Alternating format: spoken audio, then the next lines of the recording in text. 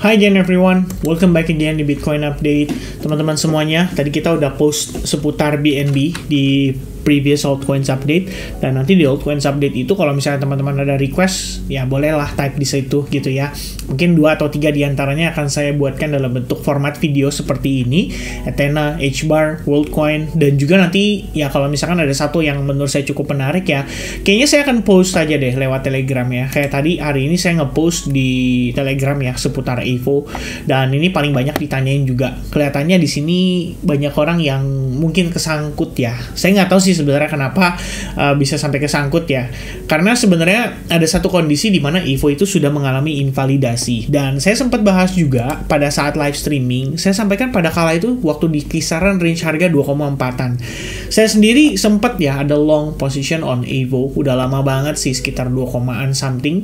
But then saya udah decide untuk cut loss juga, udah sejak lama. Dan itu saya sempat inform semuanya lewat live streaming. Kalau kalian tertarik ya, tarik balik ke belakang, tapi buat apa juga kan, udah lewat ya, 11 April tuh udah sebulan yang lalu.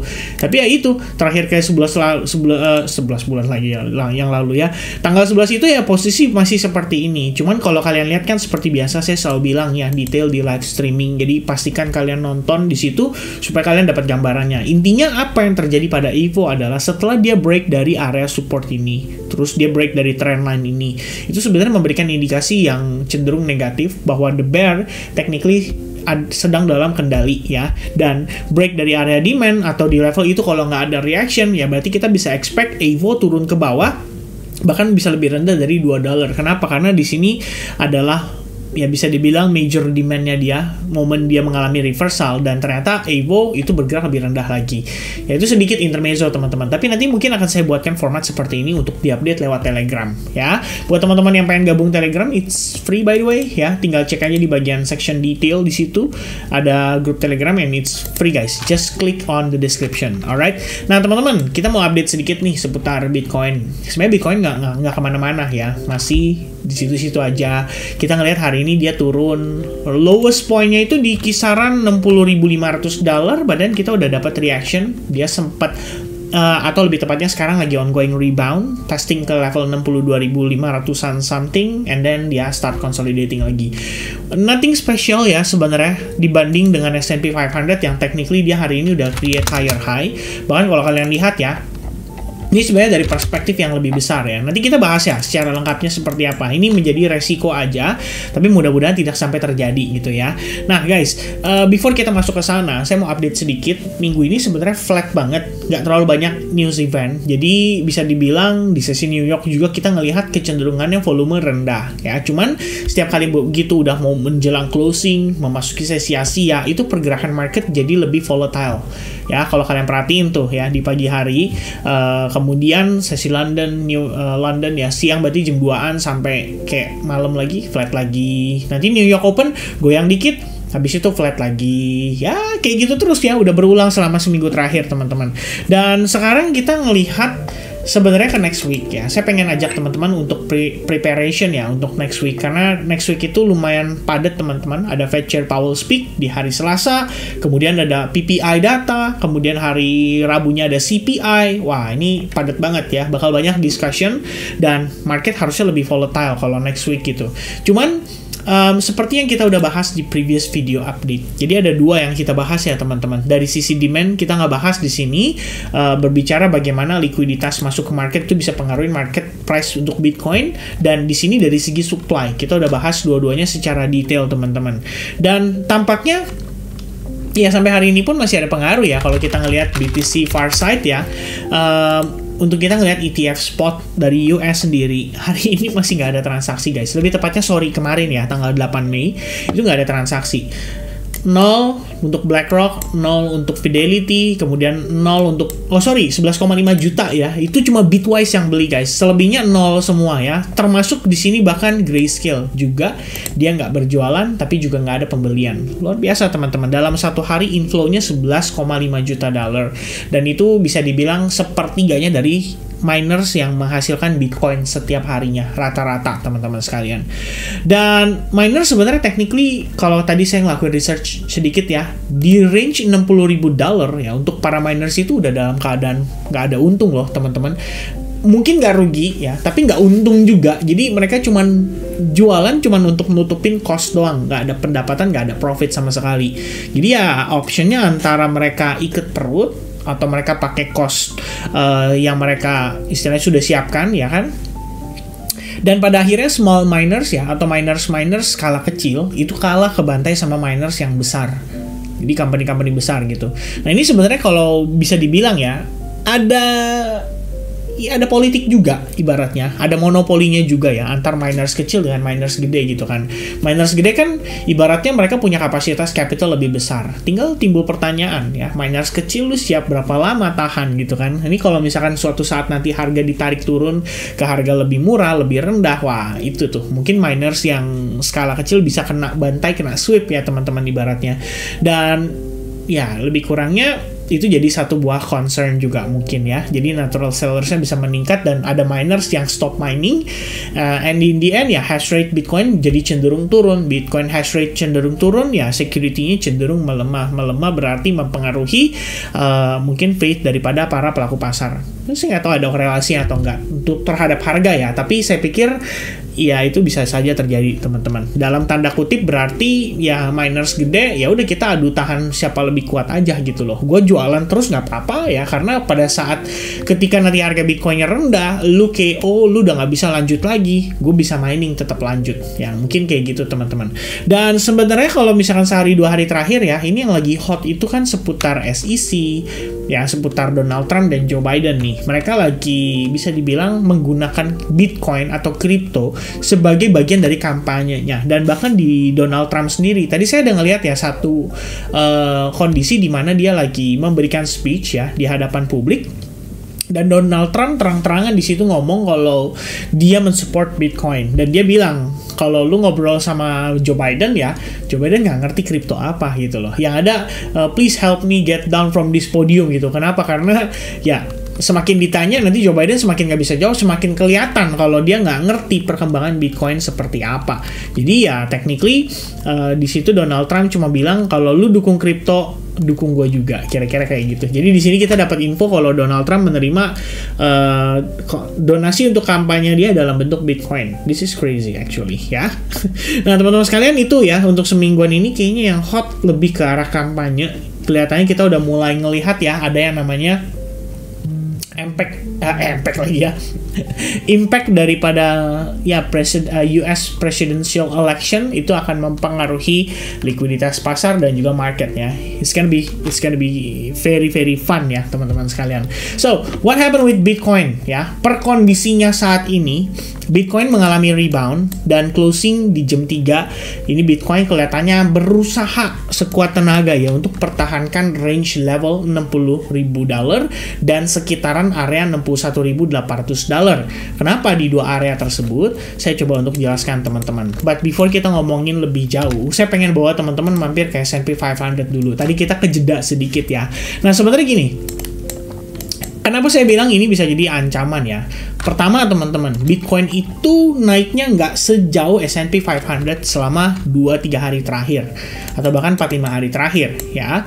Dan S&P 500 technically itu sudah mencapai salah satu area SNR di sekitaran 5.226. Kenapa saya markingnya di situ? Karena kalau kalian perhatikan baik-baik di sini, ini ada satu proses liquidity sweep sebelum harga turun, and then dia holding tepat di bawah area tersebut.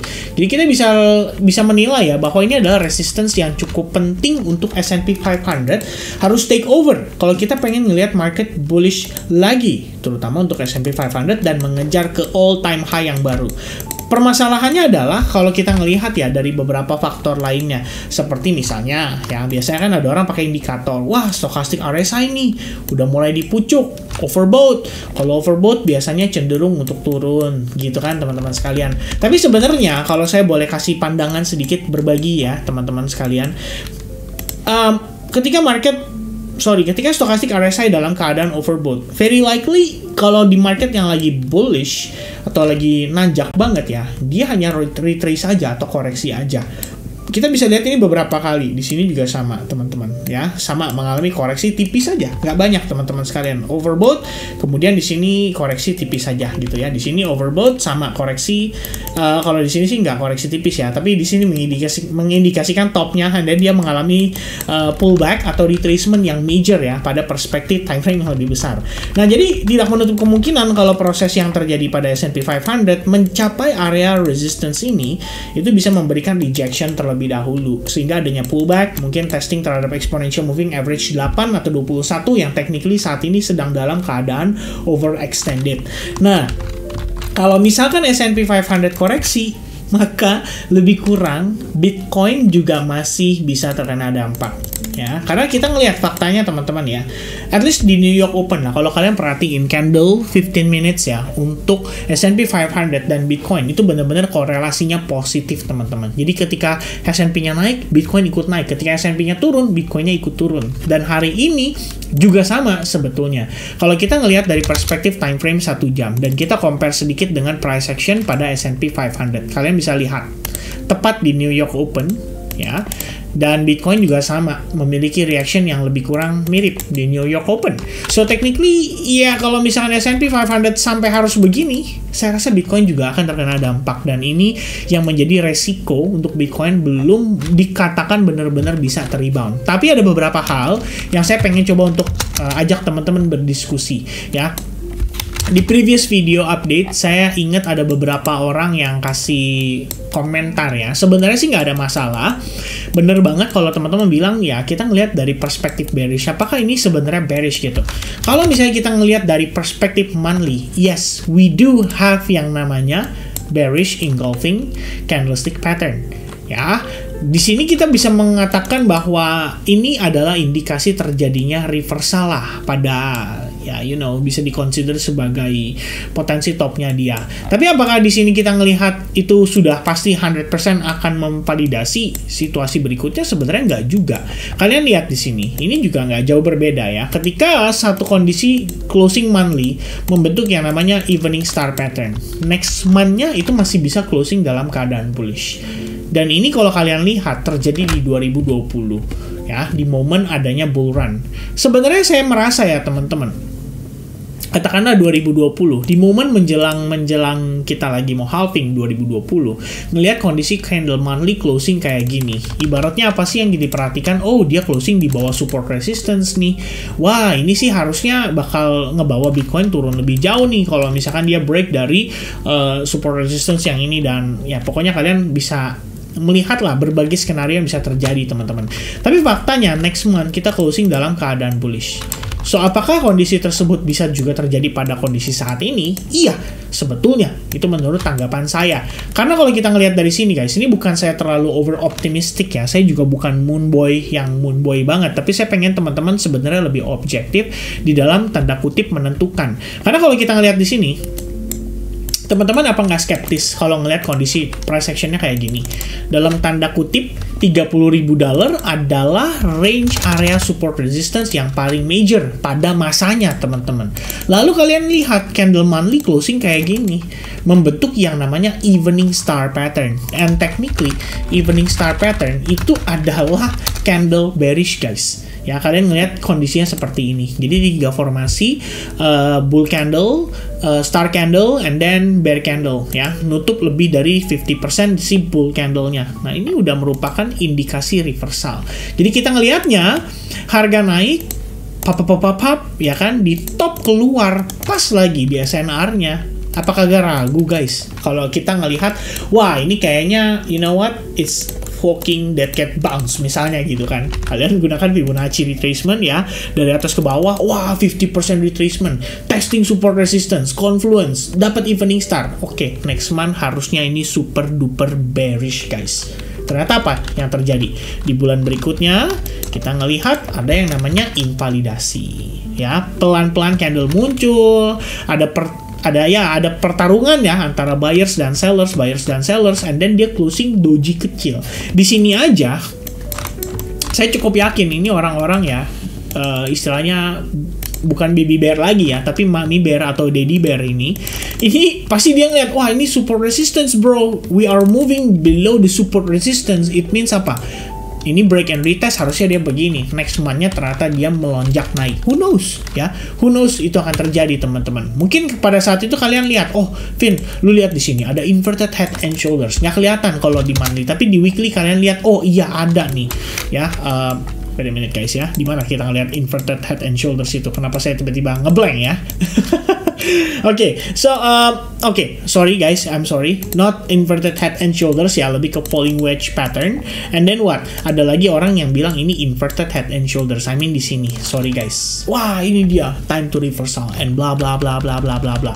Ternyata kita ngelihat market dapat booster ya, kita ngelihat mungkin sentimen dari yang kita bilang istilahnya Bitcoin ETF spot pada saat itu menjadi lebih menghangat lagi dan membuat market sangat extra bullish. Nah sebenarnya kalau dari perspektif weekly, saya bukan mau bilang sama teman-teman kita bukan moonboy juga. Saya juga orangnya lebih lebih realistis lah ya. Kita ngelihat dua perspektif karena saya pengen teman-teman juga memperhatikan dengan saksama ya apa yang berpotensi terjadi di market. Satu, saya ngelihat ya sama teman-teman dengan analisis sebelumnya. Kita punya fair value gap di perspektif time frame monthly. Kalau saya bawa teman-teman ya di week monthly, memang ini kita bisa bilang it's totally indication for potential reversal gitu ya. Kalau kita ngelihat di weekly, saya nggak bilang ini bearish guys. Saya bilang ini berpotensi part of correction. Kenapa teman-teman? Balik lagi di sini. Kalian lihat dong, mana lebih impulsif? Naik, slightly pull back, and then dia naik. Apakah ini kalian anggap impulsif? Karena previous week kita ngelihat ada sebuah close candle membentuk pin bar holding tepat di atas area ini. Ini SNR nih guys, dan kita holding di situ. Jadi gimana skenario bearishnya? Saya berpikir satu hal aja teman-teman, $60.000 nggak dipertahankan. Closing month weekly di bawah $61.000 atau bahkan di bawah $60.000. Nah ini baru menguatkan indikasi untuk market terus mengalami retracement bahkan lebih jauh lagi. Tapi kalau misalnya kita katakan di sini bahwa weekly-nya bearish, no, I don't believe that ya, because kita ngelihat ini hanyalah part of the correction. Ini adalah pullback-nya. Kalau saya pakai Fibonacci retracement dari bawah ke atas, how come you said it's bearish guys? Kalau kita ngelihat retracement-nya hanya sebatas 38,2%, di 57.500 udah dapat reaksi lagi. Kira-kira seperti itu, gitu ya. Tapi ini bukan beradu argumentasi, tapi saya ngelihat di sini mungkin masih ada yang kurang begitu paham ya, dalam tanda kutip konteksnya memahami market structure, mana yang primary trend, mana yang secondary trend. Dan kita ngelihatnya saat ini Bitcoin ya, ini kalau perspektif daily bahkan, as you can see guys, this is one push, slightly pull back and then another push. Bahkan secara chart Heiken Nashi aja dia agree bahwa all of this adalah part of the correction. Mungkin dia ngebentuk falling wedge, mungkin dia ngebentuk descending channel, mungkin dia ngebentuk let's say ABC, iya kan? Mungkin kalian lebih skeptikal lagi. Enggak, ini bukan ABC bro, ini namanya AB, ya kan? C, perhaps D and E, ya kan? Dan masih banyak lagi. Tapi kalau Heiken Nashi guys, ini nggak bisa bohong. Dia juga mengidentifikasi tren. Sehingga kalau kita ngelihat di sini tren bullish ya dia bullish, hijau terus gitu ya. Sampai ada pullback and then baru kita ngelihat dia reverse lagi and following the trend lagi. Ini dari daily aja kita lihat di sini trennya cenderung overall itu cenderung bullish. Kita ngelihat di sini dia konsolidasi cenderung melemah selama lebih kurang udah 56 hari. Jadi memang sebetulnya di kondisi seperti ini banyak banget orang yang saya cukup yakin dia akan flip bias ya. Some of them might be saying bahwa ini bearish, some of them masih believe bahwa ini adalah super duper bullish gitu. Lalu mana yang kita harus percaya?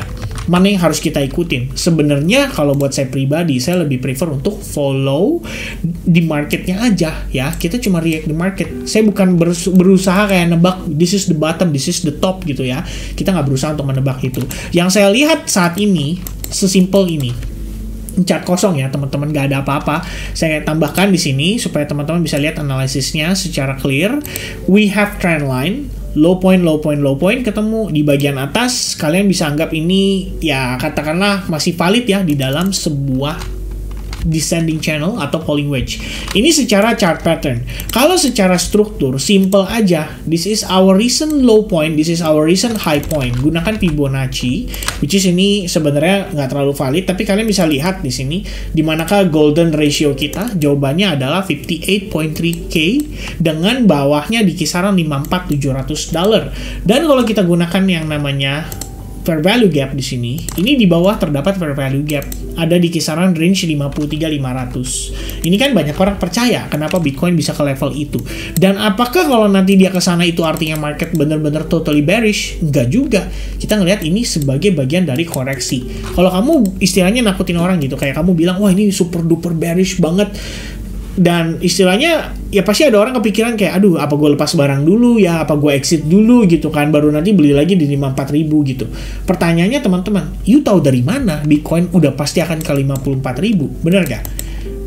Mungkin 2 hari terakhir, 3 hari terakhir euforia nih, wah bear ya kan, baby bear happy. Mereka ngeliat, wah ini dia yang ditunggu-tunggu, kita bakal ngeliat dia turun teman-teman. Reject terhadap exponential moving average 21. Oke, this is valid teman-teman sekalian ya. It's all part of this.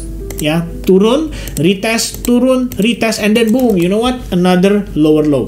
Possible? Sangat possible, bisa terjadi. Tapi teman-teman, kalau saya boleh tambahkan, we still have exponential moving average 100 yang technically saat ini masih nge-hold Bitcoin. Ya, dari perspektif ini aja sebenarnya saya bisa bilang bahwa ya mid to long term lah. Sebenarnya ini konteksnya masih dalam keadaan bullish ya. Di sininya bullish teman-teman. Nah, di sininya bearish. Yes. Kenapa? Kalau kalian lihat time frame 4 jam, saya pretty much agree bahwa ini bearish ya. Artinya gimana, Vin? Kok lu jadi ambigu gitu ya? Lu bullish apa bearish? Ya, karena faktanya gini guys ya. Kalau kita lihat previous analysis, saya harusnya udah cukup jelas memberikan kalian gambaran ya. Where's my key support level? Di manakah area fair value gap yang bisa ngasih reaction di market? Kemudian juga kalau kita ngelihat dari perspektif ini dari time frame daily, ya ini udah saya jelaskan kemarin teman-teman. Ya we have two scenario. The first one yang adalah kalau misalkan di sini saya anggap technically ini adalah B wave-nya, ini adalah CA wave-nya, dan di sini harusnya C wave-nya. Dan overall-nya berarti bukan seperti ini. Pandangan saya adalah seperti ini. Nah, tapi saya butuh konfirmasi berupa higher high. Ya, merupakan kondisi di mana dia mengalami reversal. Dan nanti timbul pertanyaan lagi, wah kalau udah naik di atas 64.000, 65.000 telat dong. Ya, itulah kenapa teman-teman di sini kita menunggu adanya pullback untuk memberikan indikasi kepada kita bahwa all of this process saya anggap adalah potensi higher high-nya. Gitu ya. Walaupun di sini bisa jadi fake out loh. Kenapa? Karena gini guys ya. Wah, banyak lagi, ini panjang lagi analisisnya. Lihat di sini, ini ada yang namanya imbalance, ya kan? Ini ada yang namanya high point. Kalau kita belajar konsep likuiditas, teman-teman, the moment fake out itu terjadi, itu artinya ada yang namanya liquidity sweep. Gitu kan, retest terhadap area imbalance, and then ada reversal. Nah, pertanyaannya adalah turunnya impulsif nggak? Itu pertanyaan saya. Kalau turunnya korektif, at least selama 2-3 hari terakhir, kita ngelihat dia turun poco-poco, pelan-pelan, kesulitan gitu kan. Tinggal kita lihat area of interest atau point of interest kita ada di mana. Satu, saya juga ngelihat di sini terdapat imbalance juga. Kita bawa ke samping seperti ini. Nah, so far dekat range itu udah ada reaction nih ya, tapi saya belum ngelihat adanya structure shift. Kita cuma ngelihat ada yang namanya proses di sini di mana harga tadi sempat create lower low like this for example teman-teman ya. Kita anggap ini dia create lower low, kemudian internal structure-nya katakanlah 15 menit 30 menit, oke, kita udah ngelihat ada possibility dia reversal ya. Tapi apakah ini sudah valid? Masih ada satu PR-nya teman-teman, yaitu high point ini, dimana di sini ini kalau untuk perspektif scalper ya, scalper akan melihat ini sebagai apa? Oh, this is the liquidity bro. Ya, ini adalah proses pengambilan liquidity, dia create higher high untuk mencari pullback, kemudian kalian bisa manfaatin range area ini karena di sini terdapat lagi-lagi yang namanya fair value gap atau imbalance. And then what? Ya, sebagai retail ya, sebagai scalper, sebagai day trader, mereka akan execute itu di sini. Boom. Sell short, stop loss di atas sini. And then what? Ngejar ke lower low-nya. Kira-kira seperti itu. Jadi kalau kalian misalkan beranggapan ya bahwa oh, gue bearish bro. Ya memang bener, 1 jamnya masih bearish. Even 30 minutes maybe still bearish bro. Tapi kalau kamu ngelihat dari perspektif daily, saya ngelihat all of this adalah part of the correction. Cuma tinggal pertanyaannya adalah, ini di kondisi range area ini bisa nggak nih kita ngelihat Bitcoin rebound, dapat reaction dari buyers dari demand area ya. Kalau misalkan di sini dia udah mulai ada tanda-tanda kepantul, ya itu bisa jadi satu indikasi dulu. Kita nggak bilang ini valid 100%, tapi ini indikasi. Salah satu yang saya lihat lagi adalah exponential moving average. Jadi kalau kita gunakan, kali ini beda, EMA 200 ya teman-teman, saya hilangkan, saya ganti EMA 21, dan biasanya saya pakai EMA 8. Di sini saya ganti jadi 8 aja deh, dan ini 21. Berarti yang 21 saya ganti warna merah. Nah, kalian lihat di sini. Ini masih ada exponential moving average 21. Setelah dia cross down kayak gini, ini retestnya teman-teman. Tinggal timbul pertanyaan, bisa nggak nih dia main di atas EMA 21? Kalau bisa teman-teman, itu udah ngasih indikasi lebih baik lagi. Jadi, dia main di atas EMA 21 ya, kalau saya tulis ini teman-teman. Satu, ada reaksi ya, ada reaksi dari fair value gap FVG gitu ya.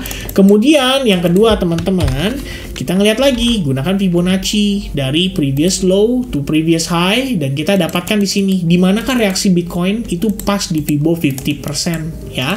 Kedua, tambahin lagi ada reaksi dari Fibo 50% ya, 0,5 ya. Baru dua nih teman-teman sekalian. Pertanyaan berikutnya, sudah reversal belum?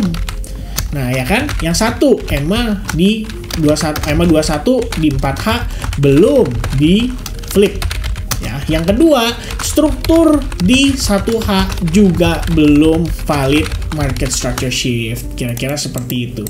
Nah ini adalah dua kondisi yang mendukung. Setelah itu terjadi, katakanlah di 4 jam ya, dia main di atas exponential moving average 21 like this for example, and then what, you have the pullback ya kan, katakanlah di time frame 1 jam gitu kan, kita ngelihat, wah akhirnya nih ya terjadi yang namanya valid market structure shift. Dulu saya bilang ini dengan istilah V formation guys, which is kalian lihat, oh V formation, nice. Wah, dan kita ngelihat pullback, wah ternyata holding nih, nice, konsolidasi, ada breakout, that's it.